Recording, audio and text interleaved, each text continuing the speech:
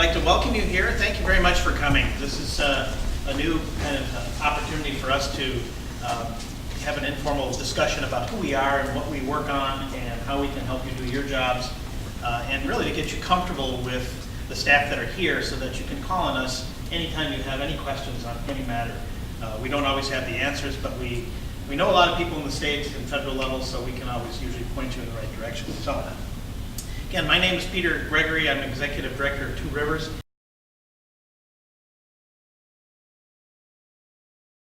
I'm going to speak just a little bit about Two Rivers and what we do, and then we'll get into the more specific things. So Two Rivers is one of 11 regional planning commissions in the state of Vermont. Every town is automatically a member of an RPC, whether you pay dues or not. All of our towns pay dues. I think that's a good indicator of town's support of the commission and what we do and what we can offer. We are political subdivisions of the state, so we are a governmental entity. We're enabled under Vermont statutes, so we're not a nonprofit, we're not a for-profit. We are a government.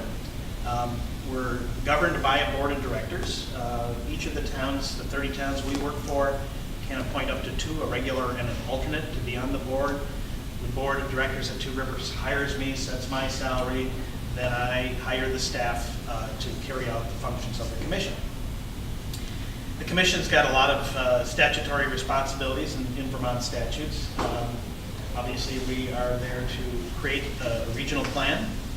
You probably all are aware of that.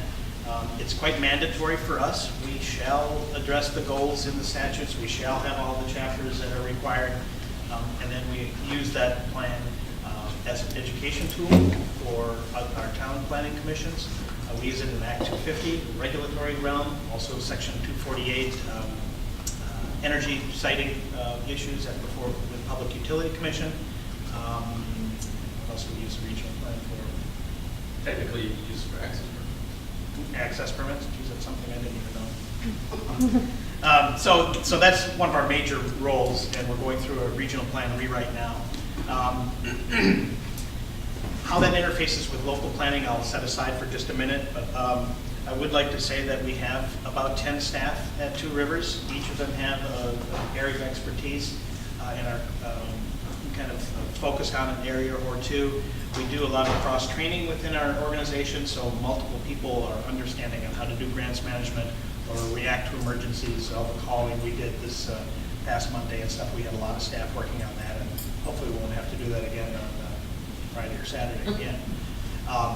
But they're good staff. They have a varied background. They're very committed. It's not just jobs for them. I feel that they are there because they really want to make a difference in helping all of you, which is gratifying because it's not just going to work and checking off the box and leaving at 4:30 on the dot. We do what we have to do to get the job done for you. I mentioned the state requirements. For the regional plan, we also have transportation requirements in Vermont statutes. The Transportation Planning Initiative, which Rita heads, that's where we help form regional transportation policy that feeds into the state. We work with towns on all their regional grant programs that Rita will talk about. That's in statutes. We also are involved in emergency management. There's some reference to us in emergency management statutes. And also the federal government recognizes the regional planning commissions as a key partner in a lot of things. Our funding comes from many sources, predominantly federal, some of it directly from federal government like HUD or EPA for our Brownfields program, but most times the federal funding that we get comes through state agencies like VTrans for our federal highway money, things like that. We also get about 7% of our budget from the dues that you so graciously send us.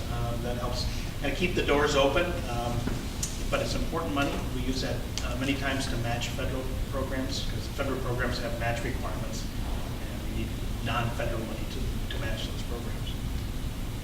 So we're primarily a technical assistance organization. We pride ourselves in doing not only the traditional things, town planning and zoning and subdivision, but anticipating what towns are going to need 5-10 years out. And I think our staff has been wonderful in anticipating what all of us will be needing to do to meet your needs. And we have advocated in the legislature for things that would help us do that.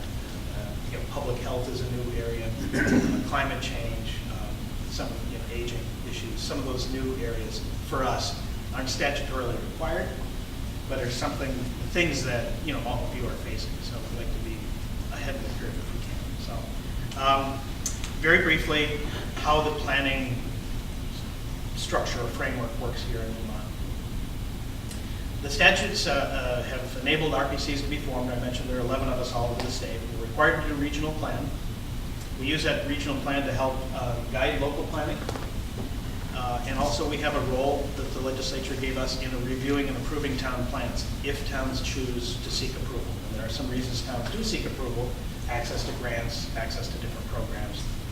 All of our towns are interested in getting approval, and we strive very hard to make sure every town can get an approved plan so that they have full access to all the programs in the state. The alignment of local and regional plans is very important, and it's something that was anticipated by the legislature in the statutes, and that's something that my board has charged our staff to really focus on heavily over the last 5 years, to identify areas that might not be totally in sync. They don't have to be identical, because otherwise why would you have two levels of government? They have to be identical. But they do need to follow the statutes, and that's where we sometimes have a role that rubs people a little raw, but that's one of those areas we are charged with doing, and we try to act consistently and in the full public view on where we're at on that.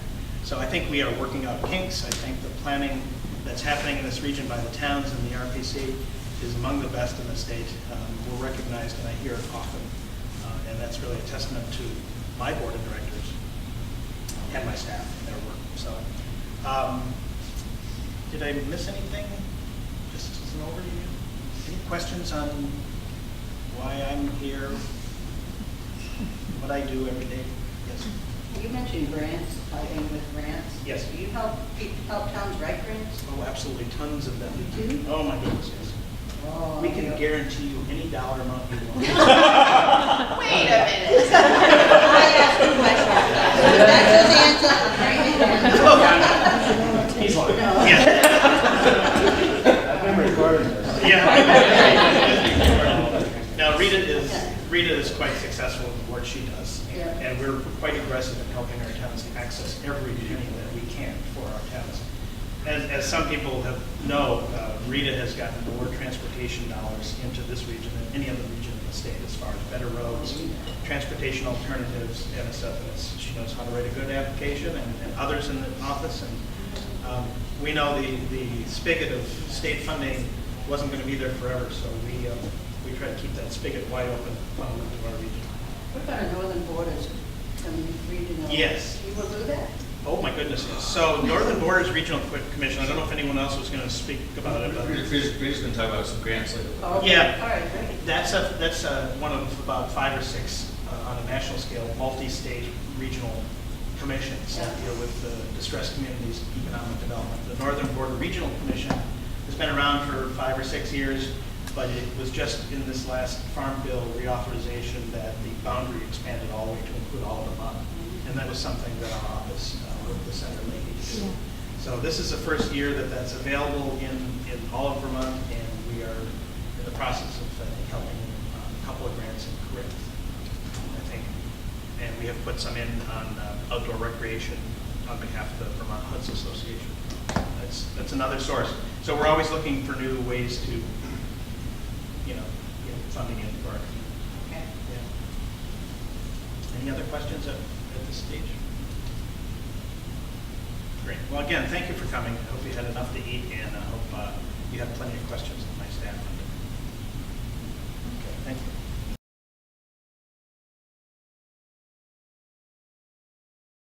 Well, good morning, everyone. I'm Rita Seto. As you know, I cover the transportation program at Two Rivers. So I manage the transportation program. What that encompasses is we have a contract with the Agency of Transportation that provides various work programs and tasks for us as the RPC to help with technical assistance to towns. They can range from a variety of different tasks. We are basically your liaison to V-Trans for any type of questions. One of the biggest visual process, you could say, is the annual project prioritization process, which many of you may have been aware of. This is sort of the list of capital projects that V-Trans has that get sent to the RPCs, and then the RPCs, through their transportation advisory committees, or foremen of select boards, we then kind of prioritize and rank those capital projects and tell which projects V-Trans would like to have move forward as a priority. So that's one of the things that we do. We provide a lot of technical assistance to towns. We do a lot of field work, data collection. So we provide traffic counts, bike, pedestrian counts, park and ride counts. We also do culvert inventories, road erosion inventories. That's kind of key recently with the whole Clean Water Act and compliance with the municipal general road permit. And I'll talk about that a little bit later as well. I have a transportation advisory committee that we meet every 2 months, every other month, I should say. A representative from each of your towns is usually appointed to them and kind of would represent, the town's transportation interests and kind of talk about, bring some things to the table and hear about what sort of interesting transportation topics to bring back to the select board, whether it's new compliance regulations or new grant programs that are coming out. That's usually sort of the different topics that we talk about. So aside from the transportation program through V-Trans, recently we've also been, as you know, with grants. We help towns with grant applications through a lot of the V-Trans grants. Once they do get awarded, sometimes we offer our services to help manage these grants. With the federal funds, they can be kind of unwieldy with different federal regulations and compliances. So we offer those services to help manage projects for towns as well. So that's kind of like a really broad nutshell of the transportation program. I'll definitely talk about grants later on, which I'm pretty sure you're all excited to hear about. So Jess. Sure. Yeah, I'm Jess Richter, and the main focus that I have at TRORC is through water quality initiatives. And so a lot of that work kind of parallels some work that Rita does in transportation. We also have a Clean Water Advisory Committee that we have meetings every 3 to 4 months, where we have representatives from each town as well as watershed groups, local conservation groups, to kind of bring everyone together, and so that we can act as sort of the liaison to the Department of Environmental Conservation and forwarding their clean water initiatives, and reducing nutrient reduction, sediment reduction, etc.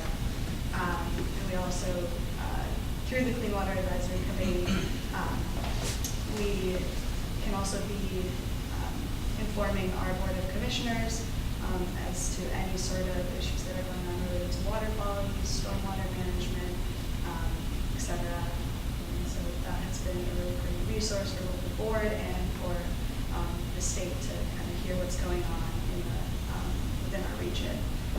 We also partner with the state to do tactical basin planning, and so all the watersheds within our region, they each have tactical basin plans that are updated on a few-year basis, and so we partner with the watershed coordinators in our region to be informing them of what are the issues that each of our towns are facing in relation to water quality and how to prioritize projects that we should be addressing in these plans, and kind of set a plan to implement a lot of projects that should be done first for funding. So that's just a quick little spiel. Again, we'll be touching more on grants related to water quality in a little bit, but that's a general overview of water quality. Do we ask questions? Yeah. Sure. The transportation board group that you have, how does that work? How's that set up? Sure. So, and actually Actually, I just sent a letter out to all of the boards this week, sort of reminding them that, you know, what the TAC role does with the board. They're kind of an advisory board to the Two Rivers Board of Commissioners. And so we try to have a representative from each town that gets assigned to be the TAC rep, the town TAC rep. And then I host a meeting every other month to talk about various, perhaps timely topics, presentations from V-Trans, or, you know, different interesting construction techniques, and kind of bring that to the TAC members. I also solicit topics for what their interest would be to kind of, you know, bring more information to the TAC, and hopefully they will relay that to the select board. And we'll certainly bring any town concerns in terms of transportation, or, you know, I have a bridge, we're kind of concerned about this particular town bridge, or, you know, paving. I know, Stratford has been working on their paving program, and, you know, needs some technical guidance. So I will usually reach out to V-Trans and work with them to kind of help provide some of that information to the towns. So. And that representative is usually or always different than Two Rivers. Sometimes it can be the same. It's that decision is up to the select board for appointment. So I believe in Norwich at the moment, I think it's Larry, the DPW director, and, you know, sometimes Herb comes as well. But it could be somebody on town staff. So we have kind of a mix. We have town staff or town planners, town managers. Sometimes towns appoint somebody that is just a volunteer that has a transportation interest that could represent you know, the town's kind of, you know, communicate with that. So Who's the Randolph rep? Randolph, Bill Morgan. Yes. Keep it coming. He does when he can. Yeah. And usually we'll send an email out about you know, agenda and topics, and we usually will send emails through we have a TAC email group as well as the select board chair, so that you guys also are in the loop. If you can't make it, you say, well, you know, I really want somebody to go to this particular meeting this time because of this particular topic or presentation. So, Well, I went to my first TAC meeting just recently, because our John Ken was there. He was Yes. the only select board member there, and I just had learned about the TAC committee. And how do we know who's on that committee? I mean, do you have a list of? We have a list on our website. And is John just considered a member because he's the foreman of the, so how did John become that person? Or is it, you know, the default because he's our road foreman? Not necessarily. I think usually it's whoever the town chooses, and I just assumed in previous years, the select board designated John to attend these. Yeah, he said he's been going along for a long time, Yep. and he was real happy to have a select board member there, so. Yeah. I'm just trying to figure it out. Yeah. You know, with And regards to certainly, what- you know, with you know, your TAC representative, they can attend, but you're also all welcome to attend as well. So if there's any interest, it's an open meeting, and, you know. And we do have a road foreman meeting as well. Right, we have a separate road foreman meeting that we meet quarterly, so all the road guys kind of meet, and we talk about, you know, some of the more relevant aspects at their level. Say, you know, perhaps it's you know, grading best management practices, or, you know, the requirements with the municipal general road permit, and this is what they're requiring now with stone, and things like that. And the other Clean Water Advisory Committee, it sort of runs the same way the TAC committee does? Similar, yeah, so. So I don't think anybody's coming from Stratford at all, so. Yeah, so we have about maybe like 5 to 10 members out of our towns that come fairly regularly, but we send out like wide emails to all of your representatives, but we don't necessarily always get full attendance. But We understand a lot of the representatives, designated representatives are volunteers like all of you. And so we understand that, you can't make it 100% of the time. It's just good to know they're here. I mean, Yes. and shame on me, but unfortunately, I've worked full-time before until January. Now I'm retired, and so I'm learning as much as I can. And it's amazing what's out there. To be doing a job as a selectman and coming into it not knowing this stuff is, and I've been doing it for 4 years, and I'm embarrassed to say I didn't know this stuff, but finding a way to find all the resources we need, because it's a lot. When on the select board, you don't have a town manager. Other questions? Yes? Can you talk about do you have other partnerships with other nonprofits who might also work on transportation issues? And what are Yes. these conversations like? Yeah, so we also partner with the two public transit agencies in the region, Stagecoach and Advanced Transit. We're kind of integral in their planning committees. So if they're starting a new service route or they're updating their transit development plan and need some public outreach, we will provide assistance on, blasting it out and saying, Advanced Transit's working on updating, proposing this new route or hours or things like that. We also have a separate subcommittee for elderly and disabled transportation partners. So Stagecoach is sort of the main provider of the Medicaid rides in the region. And we also partner with the different senior centers and adult day centers that provide those trips. And so we also meet on a quarterly basis to address sort of those transportation needs. And what do these groups most frequently ask of you, would you say? So for our role, provide sort of the regional aspect of how those different projects kind of fit into the region.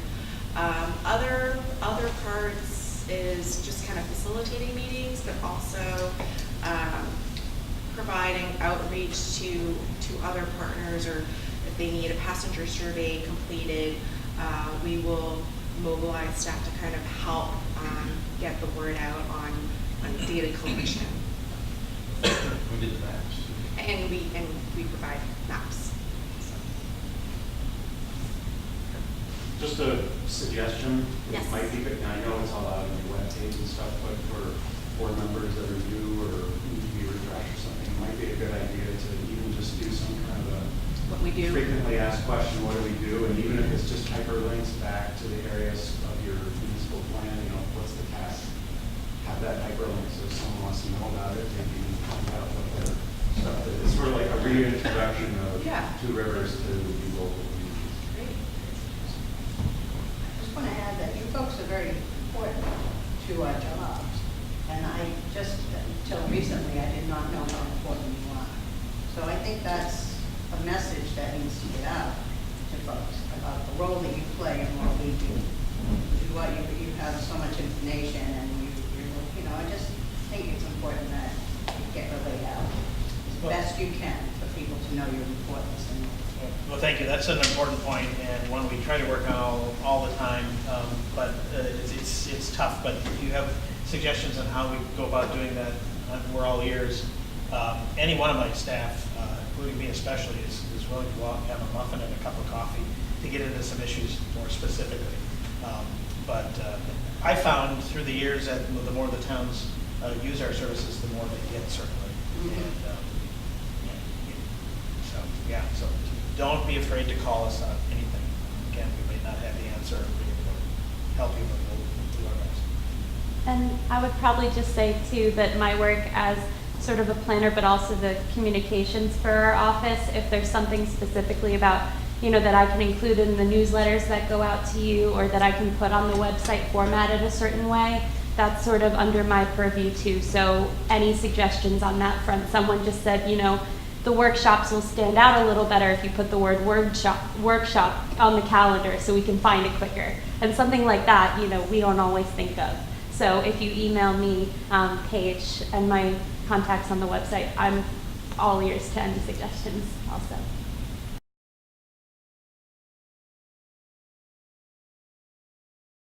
So yeah, you've probably seen a whole slew of emails from me this week. One of the most important things that we do is we get activated by the state and start collecting damage assessments from towns in widespread events. So this past weekend we had some widespread flooding, especially in our region, in Rutland County. So we have those 3 contacts that go on your local emergency management plan. So we go through those. We usually try not to call road foremen on that because they're out doing things. Although my road foreman is kind of trained to expect a call from me, so. Yeah. So we work a lot with VTran. We try to coordinate because they're also calling towns. I know that can be a point of frustration, like you stated last night. But we try to work as much as we can. So we also try to, work with BEM a lot on getting towns kind of up to speed on FEMA. So you might have seen that the state has requested FEMA to come to a damage assessment from this past week's flooding. So we'll, speak to towns if you have questions on match requirements. There's, you have to have a list of certain things, and then the state can take care of some of your match requirements for that. There's probably going to be some more calls and emails from me this weekend because we're expecting some more flooding, so just heads up on that. But really, the majority of what we do for emergency management is I will help towns write emergency plans, your local emergency management plan, which everyone should be working on this month. They're due May 1st. I can actually come to your community and help you fill that out. We have funding for that for free, and then I can actually work with you to develop a tabletop exercise around that. So everyone in town is kind of like up to speed on protocol when disaster does hit your town. I also manage our local emergency planning committee. It's actually 29 of our towns. Heartland is for some reason another LEPC, but we meet bi-monthly. There's reps from all of our towns. We get pretty good attendance, about 20 people every meeting, and that's usually emailed out. A lot of it are EMDs that attend these meetings, but we also get fire chiefs. Sometimes we get town managers for those. State police is part of that, and we get organizations such as the VA Hospital, Gifford Hospital, and Claremont Center, just scrambling off the top of my head for those.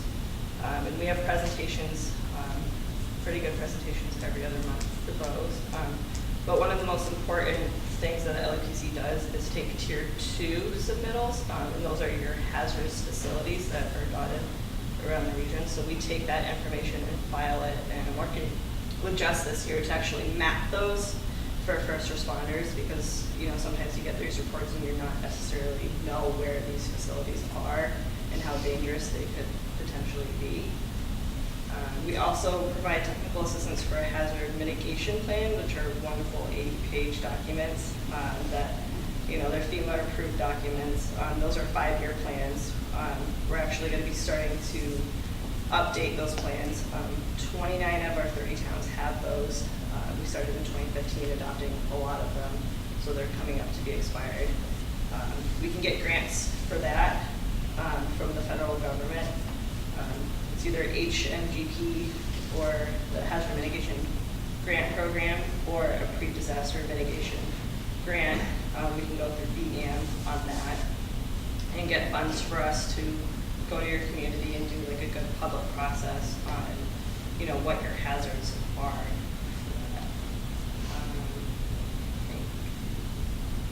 Is that pretty much it? Yeah. Yes. I just want to make a point. Well, your staff, Peter, also has folks that sit on these various committees, like Kevin with the Hazard Mitigation Grant Program. So I forgot to just sort of interject that. So you're sort of populate other places and help facilitate as well. Right, not just on emergency management. We've had slots on downtown development boards and chair of the Vermont State Infrastructure Bank. I mean, a lot of my staff are very active, at the state level in policy review and development, and actually also on the national level. So I'm glad you brought that up. We do a fair amount of advocacy in the legislature too, on topics that affect the issues we all deal with and topics that affect our communities. We've been doing that for a couple of decades, so have good relations with legislators.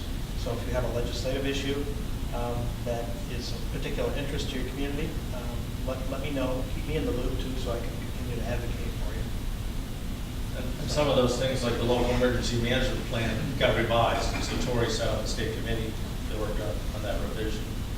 One thing that I did want to note that I was talking to Paul about just before this, because this muddy field, that reminded me of it. So damage to things like fields, V-Trans isn't necessarily going to be asking about, but that is a potential outcome of this past flood. And so if you have a bunch of sand in your ball field, we want to know about that as well. Yeah, like Royalton, this field, actually out here, they asked if that is a reimbursable cost, and it is because it's a town facility. Bethel's got it. Yes, it's any public infrastructure, town buildings, roads, fields, reimbursable by FEMA. What about individuals? We've had a few calls from people who the town, the road is washed into their property and they expect us to come and move it out of there, but we're telling them to put a claim in with assets or something on their own insurance company. Is that the answer? So unfortunately, it's a common misconception that FEMA's going to come and save you, and that's not true. So unfortunately, those private landowners are responsible for cleanups. They're responsible for their driveways and their home repairs. Even though it's our dirt. Yeah. I know that's ours. An event has to be big enough for FEMA to do individual assistance. And the last one in Vermont was Irene. Okay. It has to be Irene scale or bigger in order for FEMA to do individual We assistance don't like that. that. No.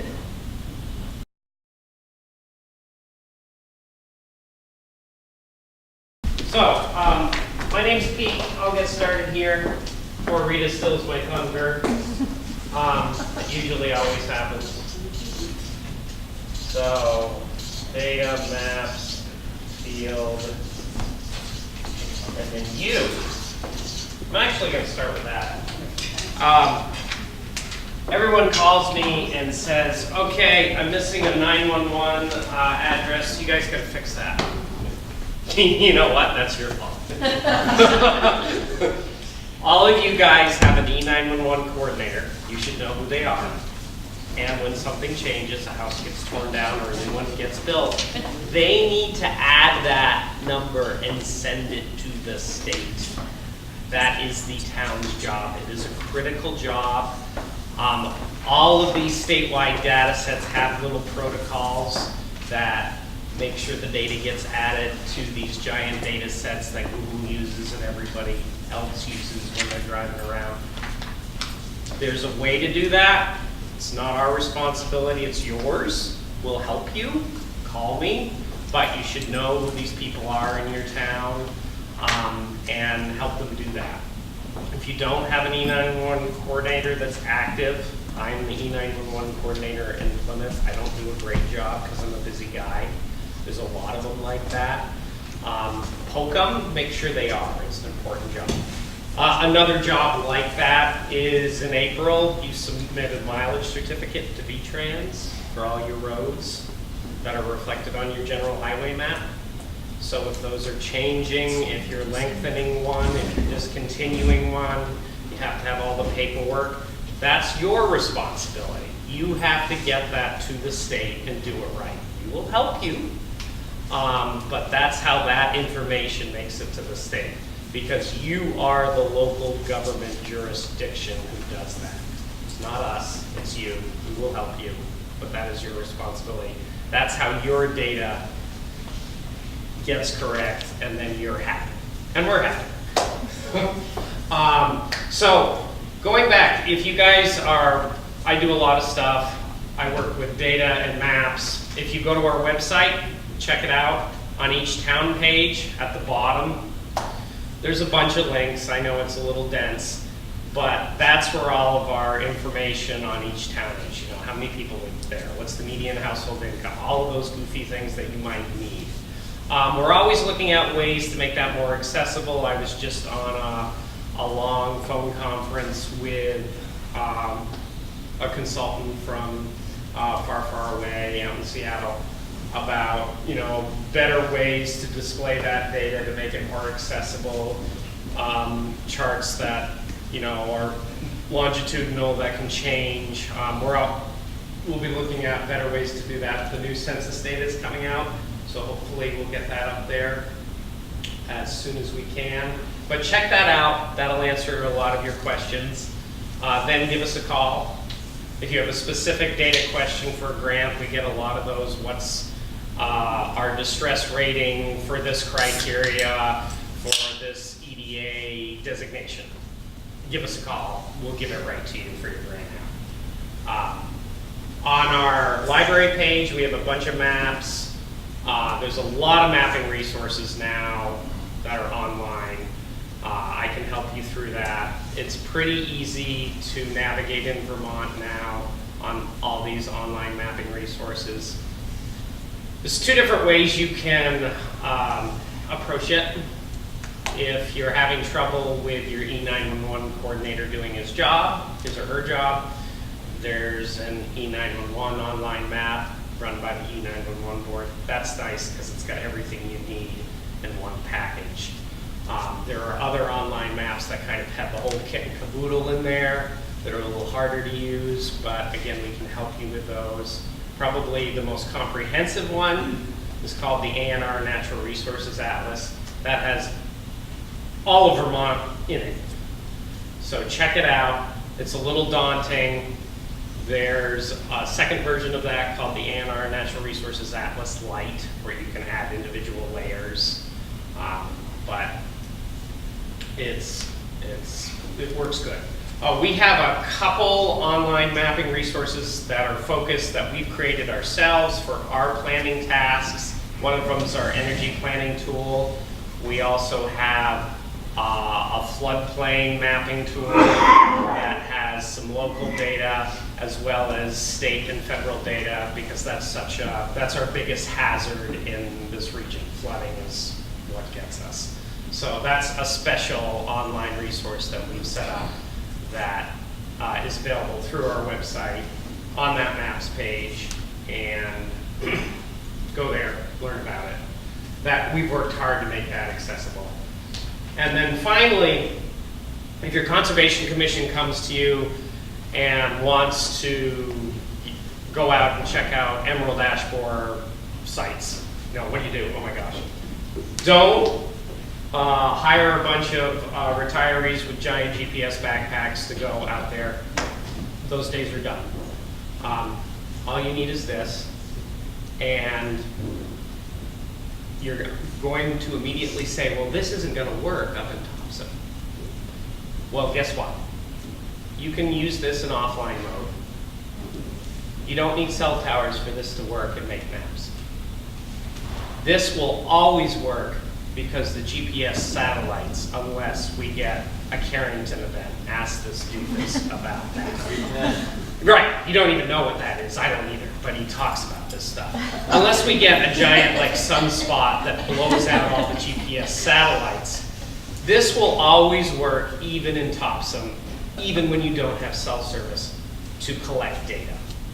And you can go online, figure out who the emerald ash borer person is, and we can help you with this. Her name happens to be Elise Schrader. And then a bunch of people, really smart people at ANR, have created apps that already use this, and then you can go out and map emerald ash borer stuff. And it's already done, it's already ready to go. Rita's going to talk about some of the grants we can give you to map road erosion stuff, culverts. It's already built using these little guys. You don't need anything fancy. We can do it for you. We can help you learn how to do it. It's really easy. It's a brave new world with these things. And remember, they still work for mapping, even if you don't have cell service. I'm going to say that 20 times.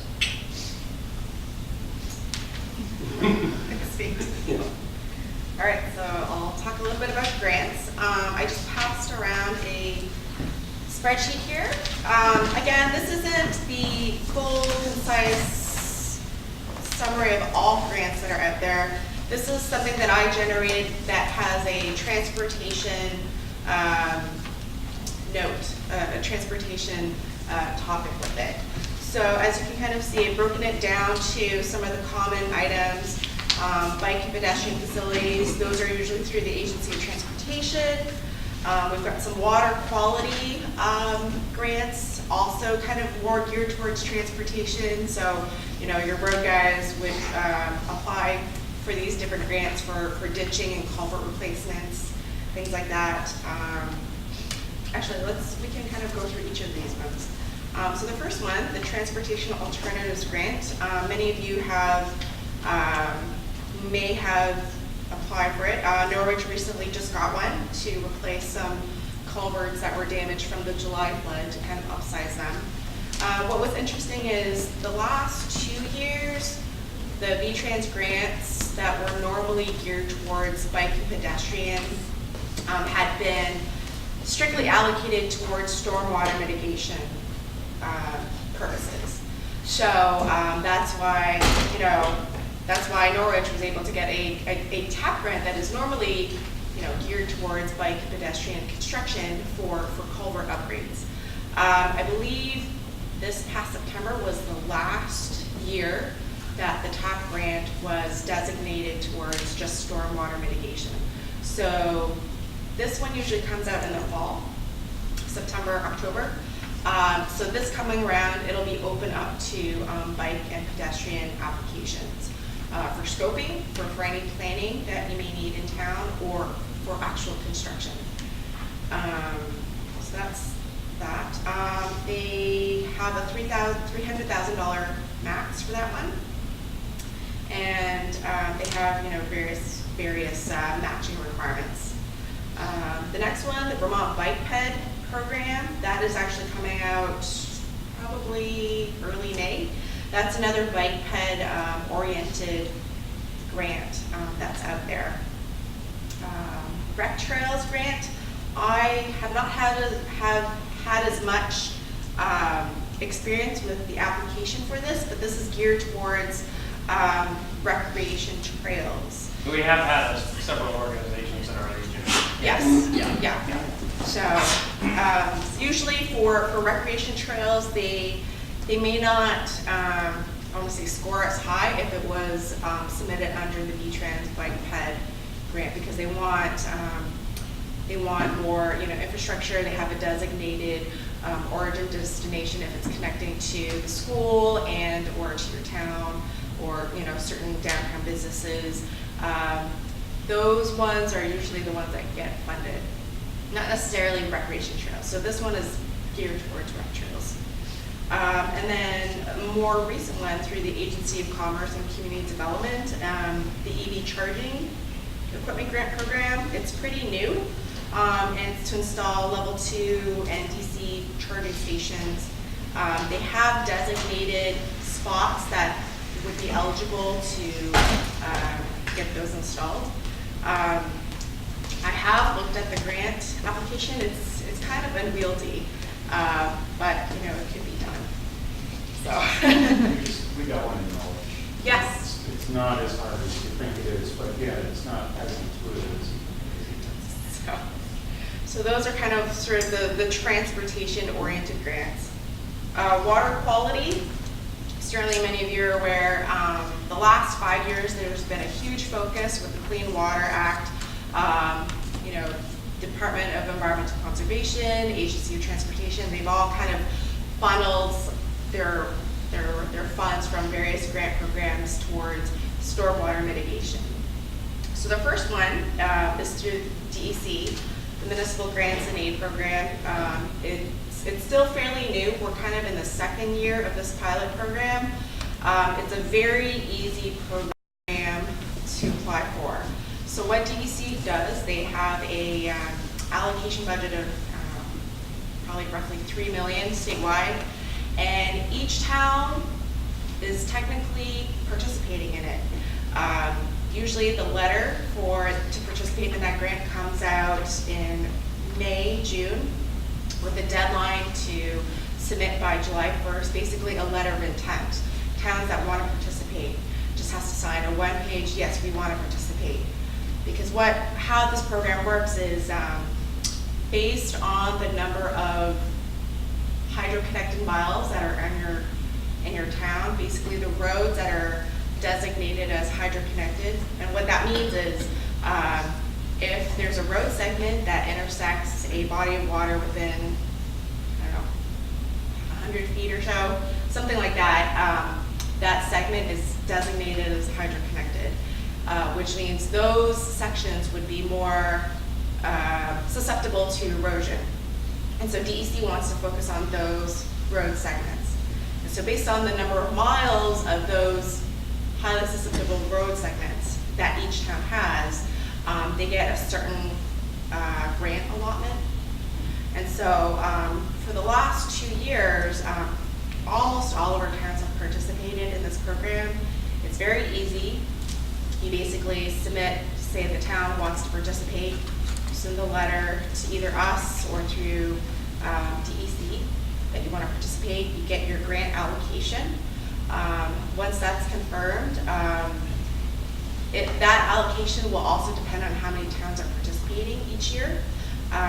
So usually, towns will get maybe an extra $2,000 or so to their grant allocation once they figure out how many towns are participating in that pie. So once that's confirmed, I will come out to your town. Your road foreman is familiar with this program. I'll make a site visit with your town. We'll look at these sections that are, that the town wants to do some ditching and culvert replacements. And again, this grant is very specific to just ditching, stone line ditching, and cross culvert replacements.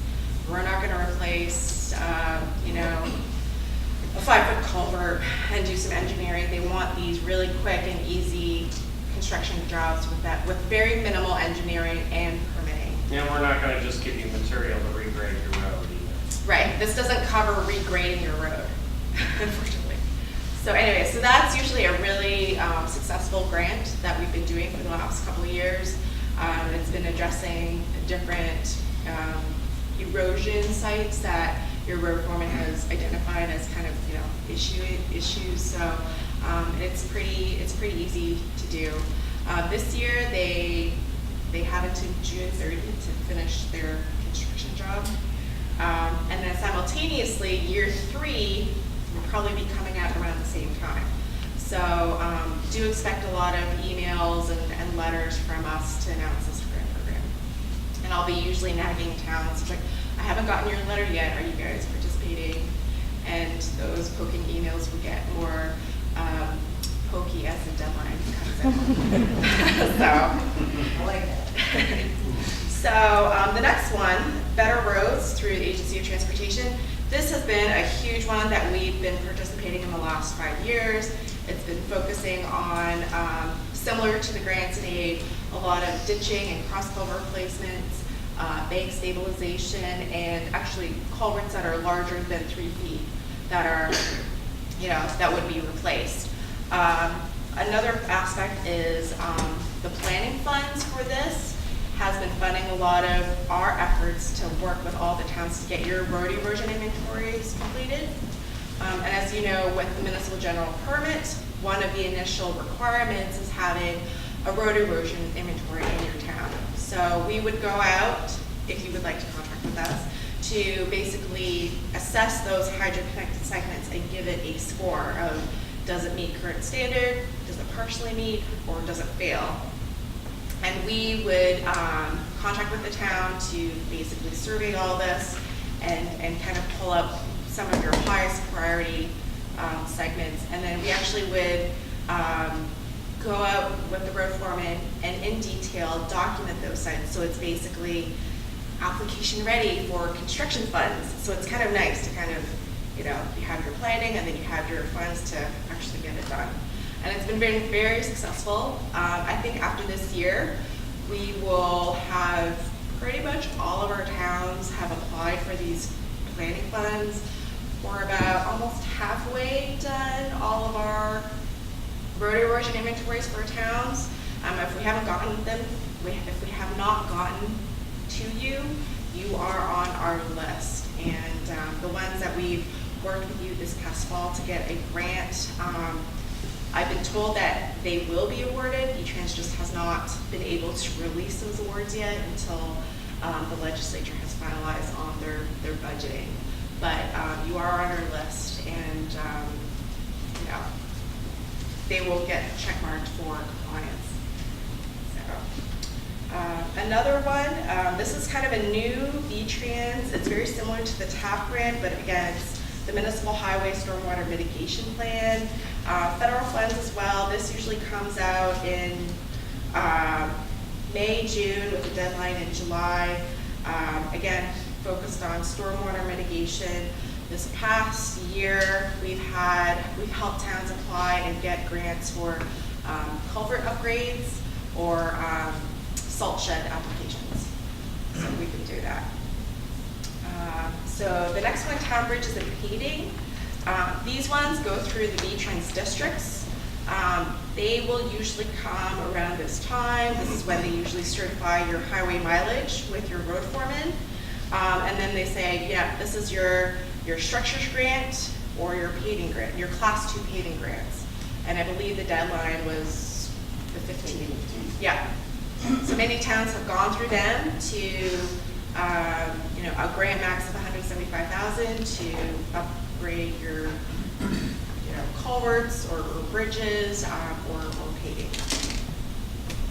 And then we have a couple of other ones that are kind of not necessarily V-Trans related. The Agency of Commerce and Community Development has the Downtown Transportation Fund. I believe Norwich also just applied for something under that. Did you do that? No, I'm sorry, it was Randolph. We don't have. It was for Randolph. So, and then another one is kind of a joint one with V-Trans and ACCD. It's the Better Connections. It's more of like a corridor study plan. We were able to get fairly applied for it this year, and we were successful in getting one awarded. It's very competitive. They only choose 3 towns statewide, so fairly, was selected in our region. What's not on here is the community development block grants, the CDBG funds that come through HUD. Not necessarily transportation related, but we've been very active in our region helping towns pursue planning grants as well as construction grants for those. We've done some ADA modifications to town buildings in the past for these, libraries, town halls, things like that. We've been able to help apply for and also kind of help the town manage the grant afterwards. We've got planning grants. Tori in our office is doing a housing study for the region that just got submitted for one. So if your town is interested in a CDBG grant, we are available to help you with the application as well as managing it as well. So I know that was a lot. It is kind of more transportation focused. Jess, do you want to talk about any other of the water quality? Sure, yeah. So there's quite a few that are really great grants that come from the Department of Environmental Conservation, mainly the Ecosystem Restoration Program grant, which happens about 2 to 3 times a year. They have applications going out for those. These grants are mainly related to water quality and reducing sediment and nutrients within the watershed, but it's anything related to wetland restoration, planting a riparian buffer, creating plans related to like stormwater management, etc. There is a minimum of $20,000 for the ecosystem restoration program, but there is a wide variety of projects that you can be accomplishing through that grant. There's also the Vermont Watersheds Grant, which is a little bit of a smaller grant. It's up to $10,000, and that's more focused on both water quality and projects related to improvement of fish and wildlife. And that can be anything from education and outreach related, as well as planning and implementation of smaller concrete projects.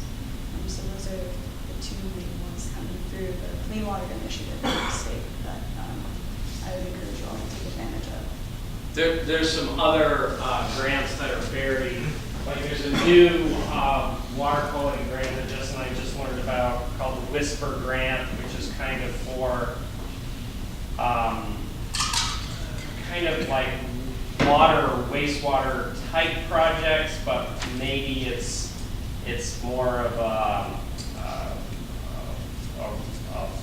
watershed restoration type project that relates to those. That's a new grant program. It's kind of weird we're learning about that. Of course, there's grants that you're, if you have a water district or wastewater district in your town that they should be aware of. Those are always ongoing every year that they need to apply for. Your operator should be aware of those. It's not a big deal.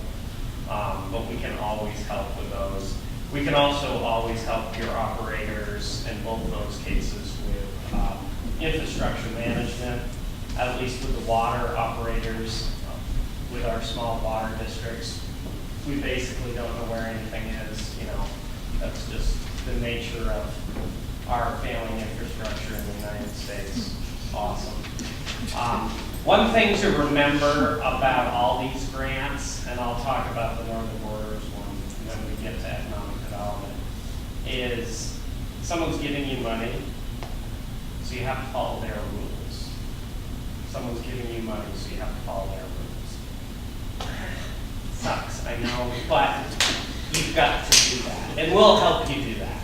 As soon as you get a CDBG grant, if you're a town that's working on a wonderful new community center, you can't just go out and hire your architect that's your friend and then give the bill to the town. Just happened, true story. It doesn't work like that. We're all want our taxpayer dollars protected and, you know, to be used in accountable ways. And, you know, it results in onerous paperwork sometimes, and it's hard, but that's why we have to follow rules. And we'll help you do that. So just remember, as soon as you get a grant, call us, don't start the work, call us, then we'll help you start the work. Yeah, the local match is in-kind services, part of those or So something? the water quality ones, like the construction ones, say the ditching better roads, grants and aid, in-kind match is acceptable. Some of the other ones, probably cash match. Say if it's like a planning study, you pay the consultant, you just get reimbursed 80% of the cost. And a lot of these are reimbursement grants, so you gotta pay up front first. Right. So, anyways, grants, here to help. Jeff. Yeah, I think a couple questions. But first, working on, especially transportation grants on both sides of the river, I want to make a comment about how responsive my experience has been with the Two Rivers staff. Across the board, I find staff being incredibly responsive. Question-wise, maybe easier. I understand with the paving grants, those may morph, it's a V-Trans river, those may morph into more water quality type projects. Have you heard that? I have not at this stage. Okay. It's above our pay grade. Another last question, maybe do you want to comment on which of these are a function of approved town plans? The structures grants, for instance, are given without the town. Yeah, these, I think the ones that are related with the ACCD funding, because they're kind of the agency that manages the town plans and all of that. So I want to say, not the ED, but like I think the downtown transportation fund is one. I don't know if the Better Connections one is. I don't think so. And the downtown transportation fund, we only have two downtowns, White River Junction and Randolph. And if you've got your downtown designation. Yeah, downtown, yeah, you're allowed to continue even without an approved plan. To get the designation or to renew it, maybe. But, Right. so, So virtually most none of them. these, like V-Trans ones, you don't need an approved plan. So. Is there any chance of seeing these grants becoming larger? Compared to 175 has been that, 175,000 has been that number for Ever. over a decade. Oh, we love that. We tell them all the time. Do you? Good, that's what I want to hear. Yeah. Oh my God. Yeah. They see me coming and they're like, I don't get want to talk to away. you again. I don't want to hear about the structures grant. So what about the class 3 roads? Are they ever going to be part of the paving program? And do you talk to them about that? No, No? I'm pretty focused. So who should we talk to? Our representatives? I would say your representatives, yeah. Absolutely. The governor proposed a budget again this year that was cutting back on a lot of the municipal road stuff, but the legislature is boosting that back up and maybe even a little bit more in some areas. But, you know, we haven't had a gas tax increase for a very long time. No one's willing to do that. We have a real lack of state transportation dollars even to match the federal dollars we have right now. It's not a good situation, and it's only going to be worse because of the permit requirements on towns, which, you know.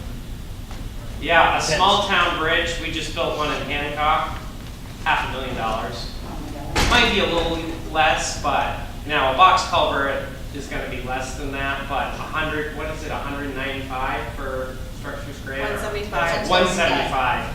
Yeah. I mean, that's roughly half the cost. Yeah. And most towns are going, they don't want to use it because they want to use these structures grant for their actual town highway bridges. But we're finding that, these 3-foot culverts that are turning into 5 or 6 foot box culverts, that's going to cost about that much, 175, just for these smaller ones, and especially with the, the hydraulic requirements of, making sure it goes through the stream. Like, structures are getting bigger. They're getting engineered to be bigger, to be more flood-proof, which is great, but it's, things are kind of scaling up and costing a lot more to maintain. And so far, the grants haven't necessarily been able to reflect that change of need. So again, personally, we can't control it, so we just kind of help what we can for the grants. So, Monica? So we have a road that's a class 3 road, as you mentioned, that needs serious help on Blair Hill. Yeah. And we have, it's a liability for the town. Sure. And so we just don't know where we could end up finding the funding for that because we're so small. But And you're also kind of restricted because you don't have a willing landowner to help Right. with some. So your solution options are very limited. There is always the dire option, which is if it just, you kind of put it aside and then it gets so bad, it does become a life safety issue.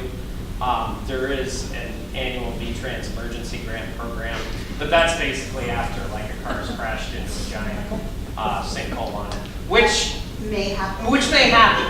People laugh at that, but that does happen. And, Or town plow fault. or a town dump truck which just happened to pop for it,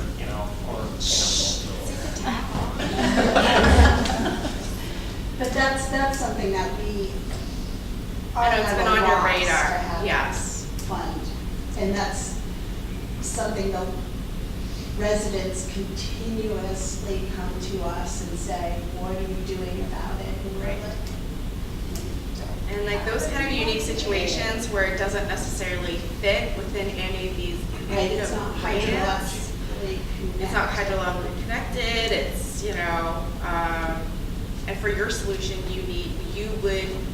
it's a very steep road and like a very sharp 90-degree turn up and it's an very- unwilling landlord. and an unwilling landowner, which is, it's his right to not provide additional land for the curve to be a little bit more gentle going up. But it's if you don't make that turn coming down, it's basically the steep embankment into the river. So maybe the emergency funds is sort of the way to go. And kind of, unfortunately, these emergencies kind of, you're like, maybe it'll take out that bridge that we've been wanting to repair, but it's not on the list for the next 10 years. And sometimes those like kicks to get FEMA funding to get it repaired quicker. Unfortunately, sometimes it's kind of the faster way to do it. We don't want any more emergencies, or paperwork and stuff, but sometimes that's like another option.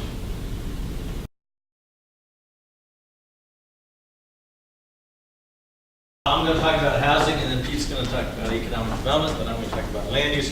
We are kind of a little behind schedule, but we hope to finish at 11, but we can keep coming. So I did want to touch briefly on CDBG grants, which Rita mentioned. Those are the monies that do a few things. They mainly do housing, economic development, ADA accessibility. We have worked with towns in that. We've worked with your libraries, town halls. We've worked with businesses. We're doing LED dynamics right now in Randolph, Papanews Mills, over at Thetford Ways. So we're often the grant manager for that. So we can help get the grant, and then we help manage the grant because those funds always come through the town. So the select board are the people signing the things that, yes, we did everything right in compliance with those 60 federal assurances. And you may say, well, what are those things? And that's when you ask Tori or Pete or Rita or somebody, say, well, we did all that stuff, and we say yes, and we give you this giant binder at the end of the thing. We keep the giant binder in case you lose your giant binder too, because that happens as well. So Tori mentioned, or somebody mentioned that Tori's working on the housing. So we put in an application through the town of Woodstock to do a regional housing study. And I mentioned that because if you are working with your planning commission on a town plan, it says, oh, we're supposed to look at our housing needs. How do we know what our housing needs? And then the statute actually says, as identified by the regional planning commission. So you get to ask us, and so we should be helping you have numbers on housing out there. We have looked at all of your zoning, and we can actually give you some custom language around your zoning, around housing. So if you say, I hear this stuff, people are calling me about housing, how can our zoning be better on housing? We can look at that. Lot sizes, parking requirements, multifamily, whatever. Again, we can work on grant writing out there. We haven't worked on a senior center lately, I don't think, but we have worked on senior housing in the past before. Oh, and Rochester, yeah. And again, far and away on economic development, which Pete's going to talk about some. Housing is one of the #1 things we hear from employers. Is, we've got jobs, I've got an engineer, they can't find a house. That's the problem. It's a drag. Okay, that's the quick stuff on housing. Any questions on housing? Well, quick comment, aren't you're with Southern Windsor County RPC in Upper Valley doing a collaborative assessment? That's the big housing study. That'll go on for the next year. The first part will be the data crunching. What's the problem out there? That part's kind of an obvious thing because all you need to do is go try to buy a house. How do you fix that? It's the less obvious part. So we're going to be doing a bunch of work, talking to builders. Is it the price of boards? Is it you can't find a drywaller? Looking at the regulations. Is it financing some? Is it land availability? A bunch of little pieces will probably help make the situation better. And then, so we have the problem, we've got obstacles, and then the solutions to get over that. So how do we actually get there? And part of that is really a social kind of issue. There's certainly drags on the housing because there's opposition. They go, wait, we don't want that housing for those people in our town. When actually that housing for those people is an economic benefit It's and a people who social benefit. look like my wife and I. We're not too ugly and frightening. Right. I mean, we're bureaucrats and teachers and Yeah, police officers, plow drivers, all sorts of folks that you want to wake up. You don't need us to wake up in the middle of the night, but you want your plow driver to be there when you want them. Yes, sir.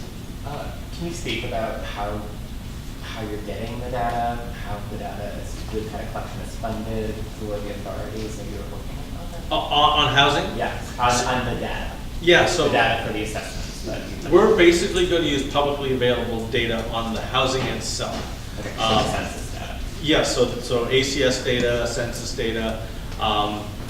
We're right now, Upper Valley is actually doing some individual data collection around housing permits. And what authority? What Upper Valley authority or government body? Who's doing Upper Valley? The Upper Valley, excuse me, it's the Upper Valley project. The Regional Commission? Yeah, the Regional Commission in New Hampshire. Yeah, the regional. Yeah, there are 3 regional commissions who are part of this study. Us, the one south of us, and then our The Lakeside. complementary one across the river that's around Hamilton. Yeah, they're actually getting paid by Vital Communities to gather some of that data. Because you can't, yes, somebody somewhere has data on housing permits, but you literally have to call each town and find it out. We'll probably be looking at some of the property tax data, which is available but not pre-crunched. You know, what's the residential selling price? We're going to be talking to realtors on anecdotal data, so what's the market out there, you know, what's selling, what's not, what are people asking for? And then there's some data we're thinking about from focus groups, really around these social issues. Why do people oppose these things, and how does one get over those? And we think a lot of it is just building a mental map, so that when we say housing, the thing that pops into your head is a home. And that's actually why we're going to start talking about homes a lot more than housing. Will you be using the micronect data and some like metrics that nonprofit developers use, or you don't know yet? Excuse me, the The what? micronect data, it's called? I'm not familiar with that, but we're Okay, going to just be curious about that. Okay, we're thanks. going to be talking with the developers who do use that. Yeah, one of the problems we have in New England is we're not county-based, so there's no building permit data by town. If a town doesn't have zoning, even if a town does have zoning, they don't necessarily collect the records. And, you know, other typical data sets that you can use, like housing unit data, there's no unit numbers that are attached to the E911 data. There's some unit numbers that are attached to the grand list records, but there's no standard guidance for listers to enter that data into the grand list, because the tax department hasn't developed those yet. They're in the process of developing those. So we'll take any data suggestions you guys have for this project, but our focus isn't so much proving there's a problem. There's a problem. We know it. How do we get people to want to solve it?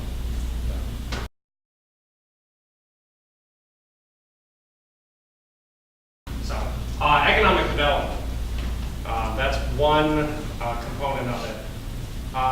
The main things you should know about economic development and grants is our region is an economic development district designated by the Economic Development Administration that's part of the U.S. Department of Commerce. So that's unusual. Not a lot of places have that. That gives us access to annual planning funds that can have us help you apply for a infrastructure grant to fix your sewer, to fix your water district. If the Norwich Fire District water lines just explode, could happen. This would potentially be a way for you to apply to repair those through an EDA grant. So there's that organization. That is a separate RPC-like organization that has a board of directors. They meet. You can come to the meetings. You can look at the minutes. You can make suggestions. We're getting ready to revise the Economic Development District's regional plan, kind of. It's called a Comprehensive Economic Development Strategy, a CEDS. That's going to be starting, so please participate in that process. You'll get a lot of information about that. And then the other kind of district we're now part of is what Tony was talking about, is this new Northern Border Regional Commission. If you know your civics history, there was the TVA, the Appalachian Regional Commission, and now we have ours, the Northern Border Regional Commission. And so this is a giant kind of ethereal organization that's out there, but they have access to annual infrastructure money, plus some annual like thematic grants. This year was forestry and recreation. Next year it might be something different. But if you guys need a town garage fixed, the town of Corinth just put in a grant for that. If you want some recreation, trails, infrastructure, work done, something built, those are more competitive. This is a good opportunity now to get some money for those things. If you're in Orange County, that's 80/20. Right. For the northern border and for most EDA grants, Windsor County is not a distressed place. The town of Windsor is, but Windsor County as a whole is not. Orange County, Rutland County, they have distress, so they are going to be more competitive. You can still apply if you're in a Windsor County town. That's going to be 50-50 though. And you may actually need to put up more match than that potentially to make yourself more competitive. So we started applying for a Northern Borders grant on our own. Yep. And the selectman that was managing it is now resigning. Yep. So. Because of the grant writing? I would. Probably, Yeah. no. It has a lot to do with paving, a lot to do with paving, but On 132. Sorry. It's not been pretty, but anyway, so the board meets next week, and we kind of put a hold on writing that grant because we don't know if we want someone who's not a board member in the process. So, but it's due on the 10th of May. Is it impossible to think that we could possibly apply? No, say no. Okay, thank you. So, but we can do it next year, And right? depending on which one they're rolling, there's multiple dates for some of them. So give us a call. What about next year? Do they do it again? Will they run it? Yes, Oh, yeah, and it's okay. every year. Okay. If you have a couple people that are really putting it together, they almost get done, and then, their house floods or something, and you just can't get it done, it's all ready for next year. Okay. And then you can tweak it a little more, do a little more fundraising, find some more match, and then the next year you got it. People are like, oh, no. No, these are annual. They're every year. And our first stop should be to you, right? To come to Rivers and just say, yes. So like, what do we need to do? And what's the... Get as much information together as you can on your end before you call us. If it's a real technical thing, like we just had an example, the folks in Topsom and Corinth are part of Topsom Telephone, which is a competitive local exchange characters. They're baby carriers. They're baby bell for that area. They're not part of AT&T or New England Telephone back in the day. They want to do like VTEL and EC Fiber have done fiber to the home, and you can do that through Northern Borders. I don't know how to do that. I mean, I can't write your grant application for you. I can help you make sure the boxes are all full. You have your SF424 filled out correctly. I can do that, but you need to make sure you have the people lined up who have that information in their brain, because I don't. All right. Thank you. Yeah, just wondering if Two Rivers is involved with helping to provide better broadband and cell access in Vermont or not? We provide technical mapping assistance and grant writing assistance to like EC Fiber. I do that, but we're kind of, it's a local thing. You guys have to ramp it up on, that's kind of how we approach it. I would approach EC Fiber, or you can set up your own consolidated union district. We can help you a little bit with that, but EC Fiber is a good resource for that. So when you say ramp it up, more local interest? Yes. Okay. Yeah. You have interactions with the state? For instance, they were, assessing the mapping that the providers were doing and seeing if it was accurate. Yep. You guys? Yeah, we're aware of that. You're aware of that? Yeah. And what do your maps provide? Like if we, are looking at coverage, you have coverage maps, or you would use? Yeah, the report the state did, we have access to that. We also have access to all of EC Fiber's data. Okay. So, thanks. yeah. Right, so if you need, like we want a town, we just want a map of our town with that data the state just gathered. Plus the EC Fiber data, plus, yeah, we can So do that's that. all And then you amazing. guys can kind of, but we're, we have a lot of resources, but, being an electrical engineer and knowing, how we're gonna roll out broadband is a lot. It is a lot, yeah. One thing I would just add on to that, there is a bill that has cleared the House that Representative Brigland was instrumental in getting passed through the House to increase the Universal Service Fund a certain amount to help underwrite a program where communities can access planning funds to potentially look at community or communications union districts, much like EC Fiber, in different pockets around the state. The legislature likes the EC Fiber model and would like to provide some planning funds to communities that want to explore that. The regional planning commissions were mentioned as entities that, while they don't have the technical knowledge you mentioned, do have the capability to convene people and broker meetings and things like that. So if that survives the Senate with some funding attached, that's an avenue for towns to explore. Thank you. And then on economic development, before you leave that, you wanted to mention two things about the Brownfields program that we have and how that, if you have time.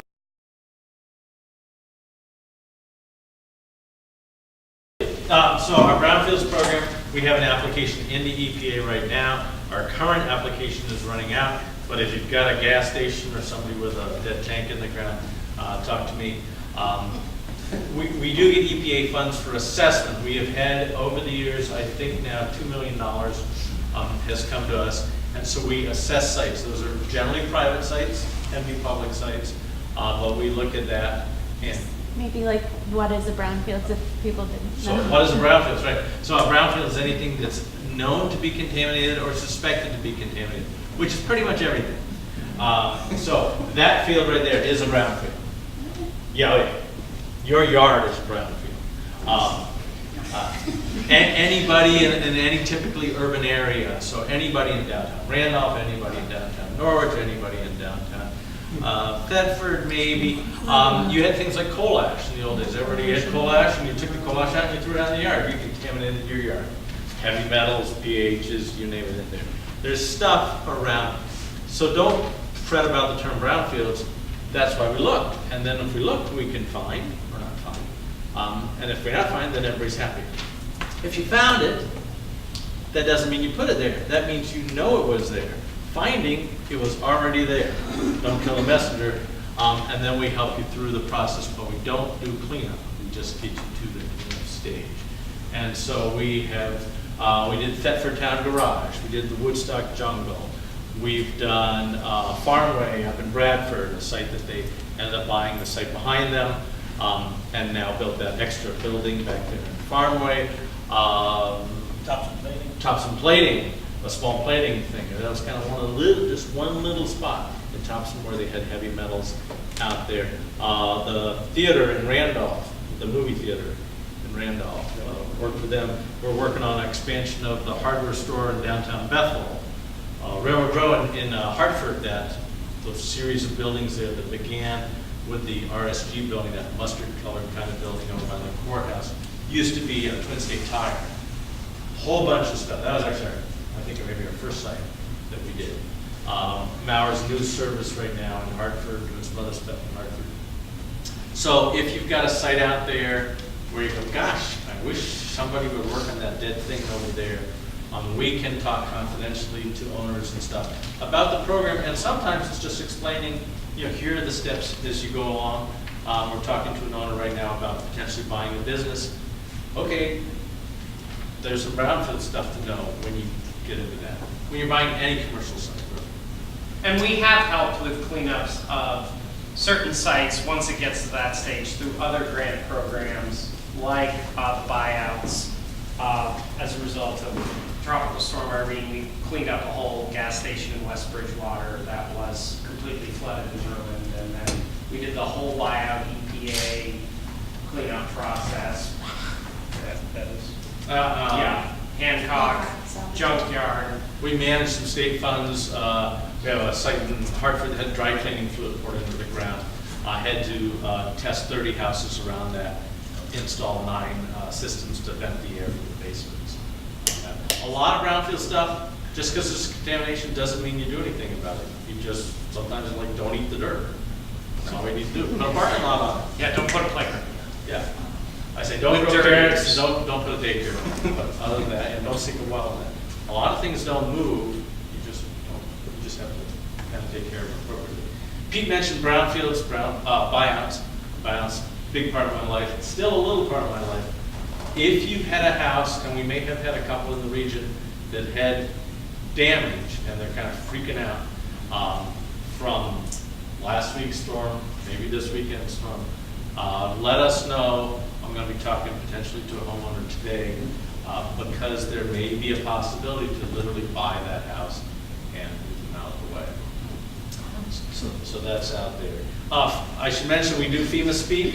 So as you work going forward with FEMA, we're already, of course, working with your emergency directors. We're working with your road foreman.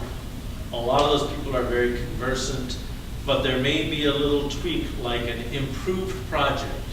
It's one of those little things where you go, okay, we're going to put that road back together, but we always wanted a guardrail there. And while we're there, doing everything with the ditches and stuff, we're going to put a guardrail there that wasn't there before.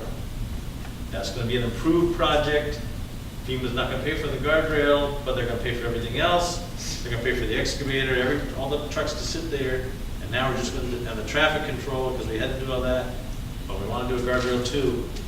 Talk to us because you have to do the little steps just right. Because as Pete said, they're giving you the money, they get to make the rules.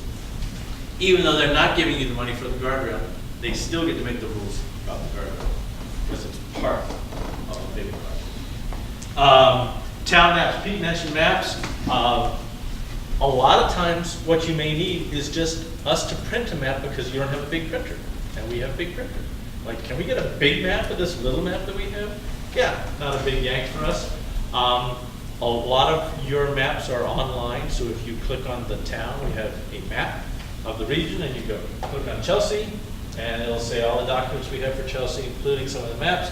Click on the map, you have a PDF of the map, you can print it off on your small printer, or maybe you want a big one. Yeah, if you got your mileage certificate hearing coming up at your April 15th select board meeting, you're crap, I lost my general highway map that I have to sign that's sent off with my mileage certificate. It's up there. We have an E911 site map for all your towns. Yeah. So you can look and actually see all of the little numbers on all of the little roads. Critical during Irene, it's what a ranger used over in Rochester. He had like that taped to the side of his car practically, and that's how he was finding his way around. We do that sometimes during disasters. We want to show where the ditches were, and all we need is a big map, and we're just going to get a magic marker going. There's all the ditches, so when FEMA comes to town, we do that. Now, there's fancier ways with these things to do it too.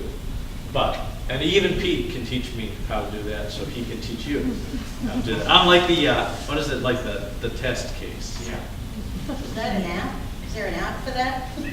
For Kevin, I wish there was an app for Kevin No, I mean, to control it. So I want to mention those things before I talk about land use.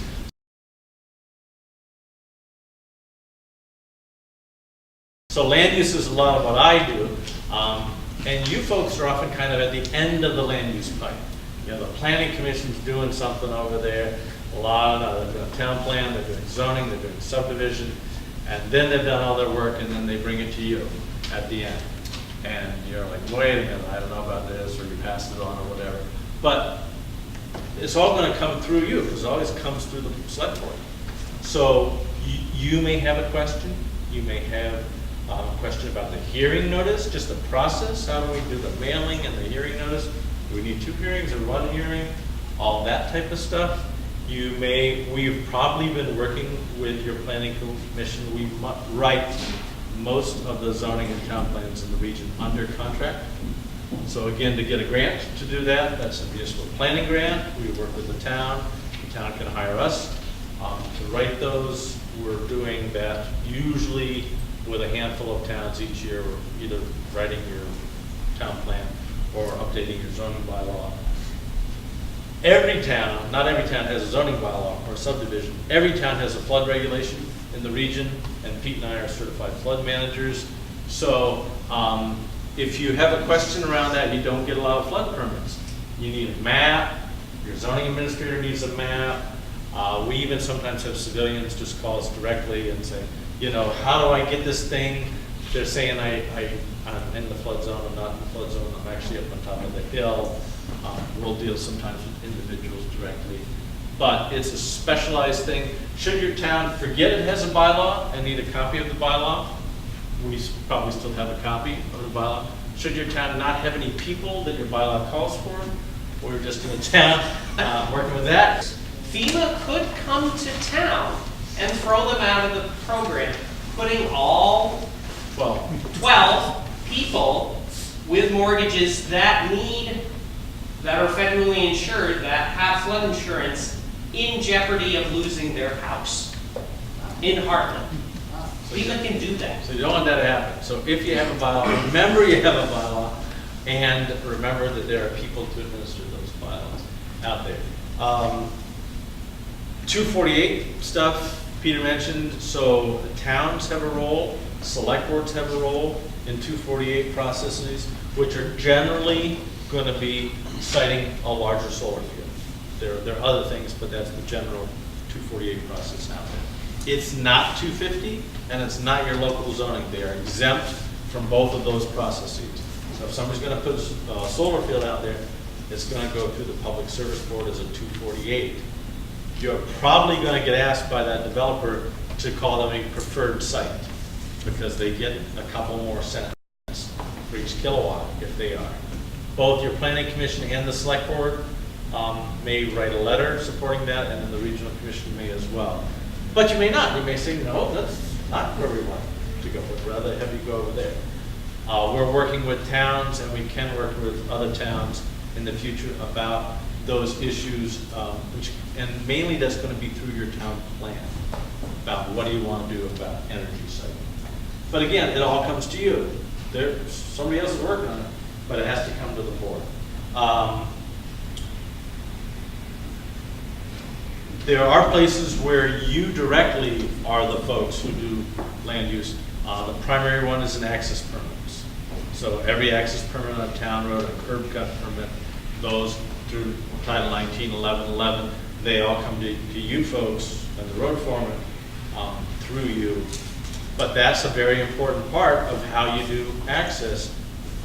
You may not have zoning, so if you're in Tunbridge or Royalton or some other towns besides your flood zoning, that may be an important part for you to regulate development on steep slopes, essentially through your access permit, and say, oh, that's fine, but when you touch your town road, it's not going to be a road that comes down like this into the town road that dumps ice and gravel. It's going to be a road that comes down and flattens out because you can regulate that particular part. Reclassifying roads, again, an important role that you guys play.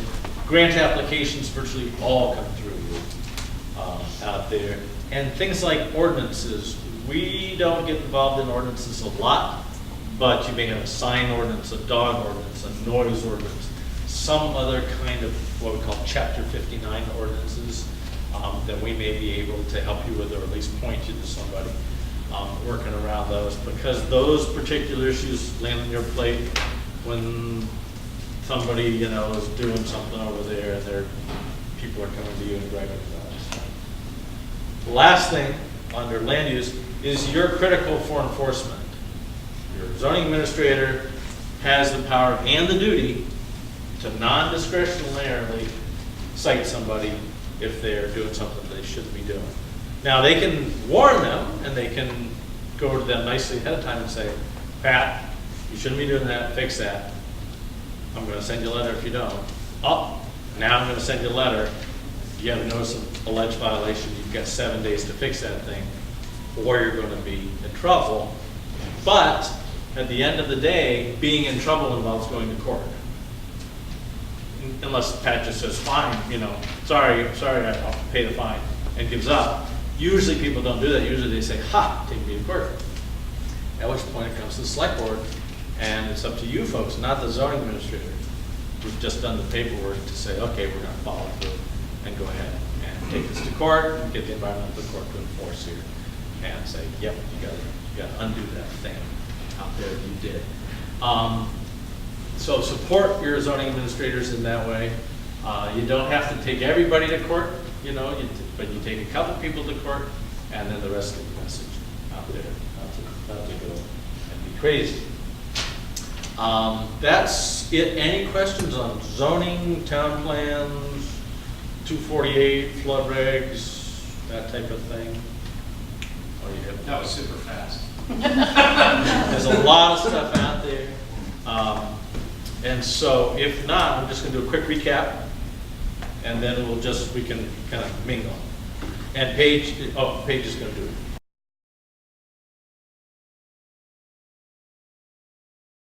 There are so many resources that you've been finding helpful, and so by word of mouth, if you want to tell people as you come across it, this sort of stuff, we're going to post the video, but really we want to increase our communication channels to the towns. So I guess an easy way for that is to sign up for the newsletter if you're not already on it. You know, it's a monthly thing that bi-monthly sometimes, that we send out with grant opportunities that you might not know about. We awards that people have made, different events like this, we said in the newsletter. So we're just trying to get people connected to our messaging. We already do post things on our website regularly and send emails out regularly, but if they're not getting to you, then we want to fix that. So obviously on our website too, we have a Facebook that we're posting to regularly. So if you don't like us on Facebook yet, I think getting all of our towns on at least the newsletter and on our Facebook or our website would help you all receive the information a lot better. So something like grants, we have a grant page that will say, if you're looking for emergency grants, email Tori. If you're looking for environmental water grants, email Jess. So at least that is a stream, and that's our hope in doing these events, to just sort of get the ball rolling in communication.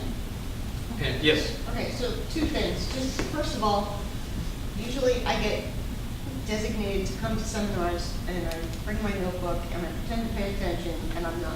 It's okay. So no, I said that because for the past 2 hours I've been paying attention, and I've been working at the town of Brownfield for 14 years, and until today, Two Rivers was like this big thing out there that if I needed some help and I really didn't know who else to go to, maybe I reach out, and I'm about to be you guys' biggest pain in the ass. That's kind of the goal for today. Yeah. Seriously, I have a list of things that I'm going to start writing emails when I get back to the office, because I got, a lot of questions, and we got some problems in Brookfield. So, I mean, not least of which is the TAP grant that we just didn't get for the road that washed out on Monday. Right. Yeah, we were thinking of titling this "How to Become a Pain in the Ass," but seriously. And now I know all your faces, so when I see emails, I go, "Oh, that's Paige. I met Paige." So that's great. Well, that is another reason we thought, because Vermont is a very personal state, and so when any of us work with towns, Tori's out working with a town. That town will call Tori about everything under the sun, even though it has nothing to do with Tori. It's really Pete's job. I will try not to do that. That's okay. We in the office. Vermont is a tough place for you guys because New England is a town-based thing. And there's so much of these responsibilities are at your level, and it's very daunting. We don't live out west where we have counties and township and range systems and county highway departments like they have in New York State. So we're here to help. It's hard, and these are still all your responsibilities. You can't give them to us. No, but I understand that. Yeah, we are here to help. Your collective, off the top of your head knowledge it's phenomenal. Oh, yeah. If we could juice us and drink it. That would probably be better. Yeah, rather than dealing with us, just to juice us and drink us. Yes. Yeah. In terms of land use, does the regional commission or the state have a coherent vision of what should happen in interstate exchanges? And interstate exchanges. Yeah. Rita may have some more on this. Not since Governor Dean had a little idea, I suppose, around regulating around interchanges. Our regional plan speaks to interchanges Okay. somewhat directly. So check the regional plan. But there is actually a But state. there's no change or perspective or, what should be done, whether it should be concentrate development near them or don't concentrate development near them, that sort of thing. So I think it starts on page 60 in the land use Page section. 60 and all this. Not that I've read it. Well, can you You know, summarize the conflict at least? Well, yeah, If there is the thing about the interstate interchanges is they're all different, and some dump right into settled areas, like in Sharon, and some dump into rural areas with raw land that's not developed. Back in 2004, the state did an interstate interchange guidelines document that kind of categorized the different interstate interchanges, as I just mentioned, and then treatments on how to handle them. That was kind of driven into state policy during the Dean administration, has since kind of fallen off the road, but it's actually come back in the Act 250 discussions as something that the committee, at least at this point, would like to integrate into Act 250. Our regional plan has always kind of categorized them much like they did in the 2004 guidelines and suggested different treatments in different areas, but there's no state edict on how to treat them other than, just compact settlement separated by rural countryside. That's the preeminent goal in the state land use law. But our regional plan can be used as guidance in that regard. We used to have all the interchanges listed and stuff. Some of them we are proposing to not call interstate interchange land use area and just make it either mixed use or rural or village, depending on where they're at. Okay, thanks. Yeah, I'd love to talk with Norwich more about that. For consideration of the most local level commensurate with their impact. So just always reminding regional planning commissions, because you guys used to remind states, agencies about that. We're a bottoms up, not a tops down. So that, I think the critical piece in all of that is, let's have some discussion, because I know regional significant impact plays into that, but I think in Vermont, a lot of state agencies have forgotten about bottoms up instead of tops down, especially since the Dean era. And I think a lot of the administration from the Dean era, not to name names, but Department of Housing and Community officials, Department of Housing and Community Affairs officials, whatever they call it now, imposed changes to how grants could be distributed and all that, with those kind of things in them, almost unilaterally. So I do think that there's discussion that needs to be had where things are taken to the local level a little bit more, rather than necessarily coming up with the idea first and then bringing it for discussion. I think it would be good to have discussion first, to develop kind of a local, regional perspective, and then create the document. And I'm not trying to be critical. I'm just saying that's it. And that just plays into what I wanted to say that complements what we just said earlier. When I used to be a regional planning planner, we used to go to the towns, and I think we've lost that. We rely too heavily on that. So, the old United commercial where the boss is going to go to the client that they just lost. I think the responsibility of you guys should be to make a facial presence at the select board meeting twice a year, once a quarter, even, and to basically take what you've done today and do it in 10 minutes. Because you're not going to get any more than that with the select board. Sure. Yeah. It's a good point. We do a lot of kind of feeding your stuff up. I mean, you're not necessarily knowing that we're doing it, but stuff that we hear out constantly in the field, whether it's why are we getting a 5-page application to do a charging station and having to do our own RFP for the charging people, why don't you guys give us the contractors and we'll just sign the postcard and say that's where we want it, all the way up to other things. So there's a lot we hear at the local level about a grant program, about a reporting requirement, some way to make those things simpler and easier for you all, and that we take up. And Peter's constantly working on policy and all sorts of things at the state and the federal level. That the thing on the Northern Regional Commissions.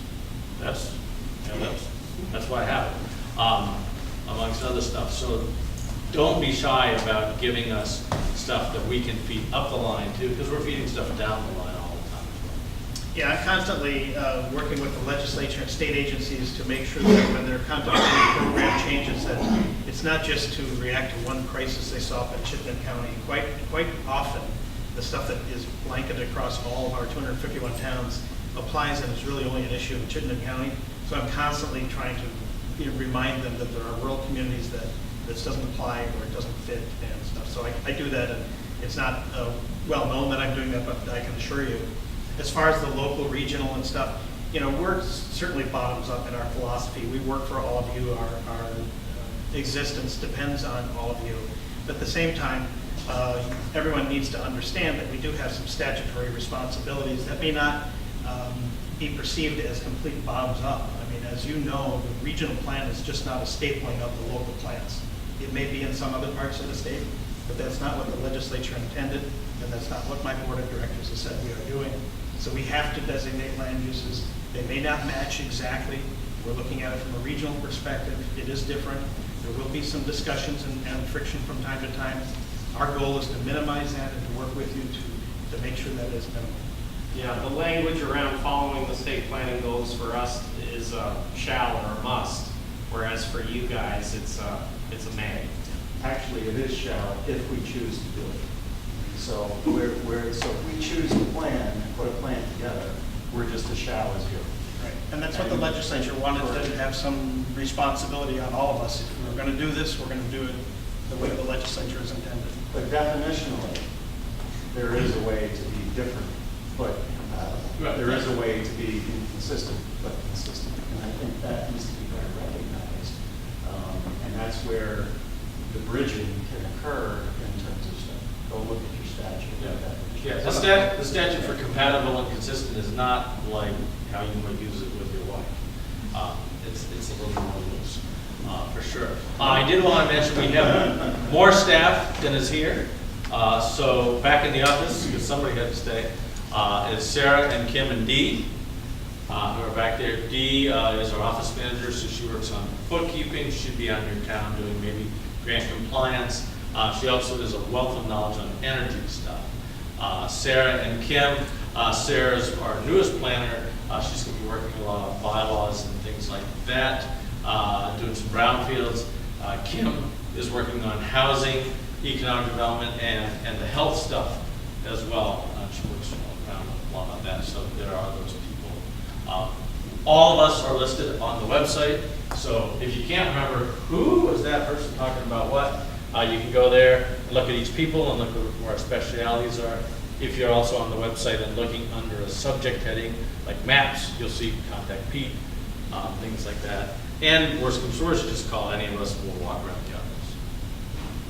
I just had a question with regards to regional versus town resources. I think we have, especially in the Upper White River Valley, there's a lot of very small towns.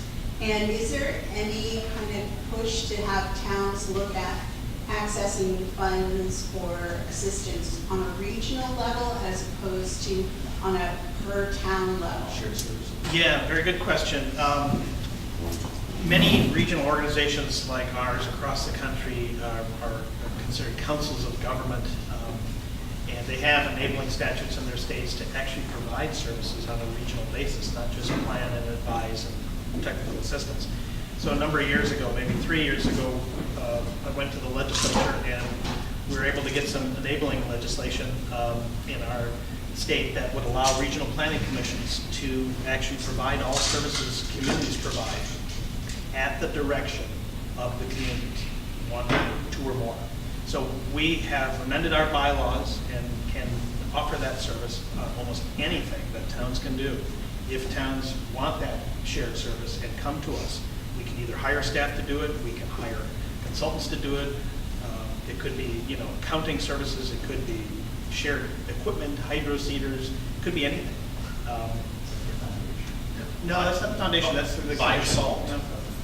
Yeah, joint purchasing, but it could be, Pete and I talk about how the assessing property is such a difficult thing for many of our towns and so varied. Maybe someday in the future there could be county assessing or something, or just as an example. So, just as an Don't example. spread that around just yet. No, that's not till next year. We need to delete that. Might need So- one more person. Yeah, Oh, yeah. So that's a good point, and we haven't had the time recently to really trumpet that ability of ours for our towns. But we're seeing more and more towns talk about services like in that way. Yeah, and we do hear that, and it doesn't make sense for you to have 1/8 of a pro and try to get, hire that pro, but if 8 towns said, oh, we need a person who's actually knows this stuff, but we just need a little bit of them, but we can share that across several towns, but instead of you all just figuring it out, we could work with you. So now, we can take any more questions, or you can come up and individually tell us horror stories.